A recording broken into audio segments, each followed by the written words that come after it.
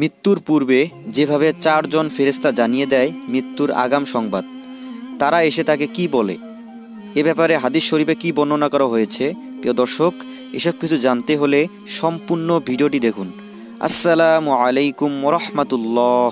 সহজ পথে আপনাদের স্বাগতম। হাদিস শরীফে বর্ণিত আছে, যখন মানুষের অন্তিম কাল উপস্থিত হয় এবং রূহ বের হবার সময় ঘনিয়ে আসে, তখন চারজন ফেরেশতা তার কাছে উপস্থিত হয়।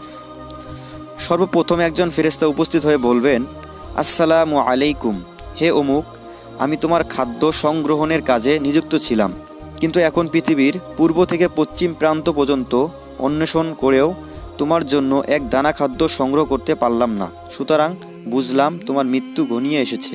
হয়তো এখনই তোমাকে মরণ সুধা পান করতে হবে। পৃথিবীতে তুমি আর বেশিক্ষণ থাকতে পারবে না। অতঃপর দ্বিতীয় ফেরেশতা এসে সালাম করে বলবেন, হে আল্লাহর বান্দা, আমি তোমার পানীয় সরবরাহের জন্য নিযুক্ত ছিলাম, কিন্তু এখন তোমার জন্য পৃথিবীর সর্বত্র অন্বেষণ করেও এক ফোঁটা পানি সংগ্রহ করতে পারলাম না। সুতরাং আমি বিদায় হলাম।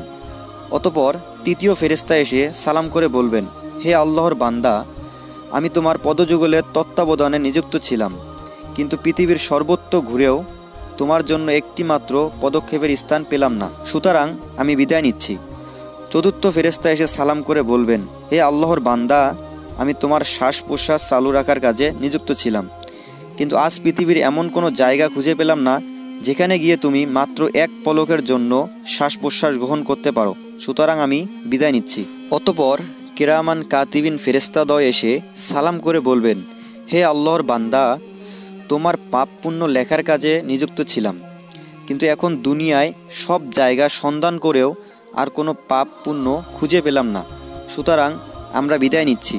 এই বলে তারা এক টুকরা কালো লিপি বের করে দিয়ে বলবেন, হে আল্লাহর বান্দা, এর দিকে লক্ষ্য করো। সেদিকে লক্ষ্য করা মাত্র তার সর্বাঙ্গে ঘর্মস্রোত প্রবাহিত হবে এবং কেউ যেন ওই লিপি পড়তে না পারে, এজন্য সে ডানে বামে বারবার দেখতে থাকবে। অতঃপর কিরামান কাতিবিন প্রস্থান করবেন। তখন ওই মালাকুল মউত তার ডান পাশে রহমতের ফেরেশতা এবং বাম পাশে আযাবের ফেরেশতা নিয়ে আগমন করবেন। তাদের মধ্যে কেউ আত্মাকে খুব জোরে টানাটানি করবেন, আবার কেউ অতি শান্তির সাথে আত্মা বের করে আনবেন। কণ্ঠ পর্যন্ত আত্মা পৌঁছালে স্বয়ং যমদূত তা কবজ করবেন।